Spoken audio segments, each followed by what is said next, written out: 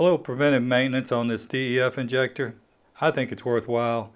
It's easy to do, and you probably should do it every 75, 100,000 miles or so, depending on how often you tow and how much DEF you actually run through it. This one has 70,000 miles on it. One thing you're going to definitely want to do is pick up a gasket at your dealer for about 12 bucks before you even pull it off, because you're going to need a gasket. That white stuff is a gasket, but it's going to fall apart on you. You want to clean that all off.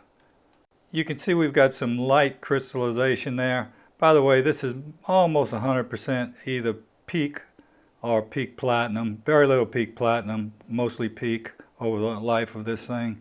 It's easy to get to. All you need is a 10mm box end and possibly a ratchet. I found the box end was easy to use personally. You might spray it with some lubricant or something before you take it off, but mine came off real easy. And this is what it looks like after you clean it off. And by the way, all you need to do is just rinse it in water, because the crystallization is urea and it's water soluble. So just rinse it in water, clean it up, get rid of that old gasket, put your new one on, put the sticky side of the gasket on that side right there, and it'll go right into place. Do this and it may save you that dreaded 150 mile till limp mode alarm or message on the dash that you'll get.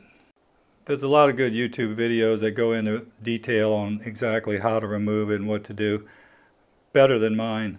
But I thought I'd just cover this just to give you an idea of something that you probably ought to be looking at once in a while as your truck gets up in the miles.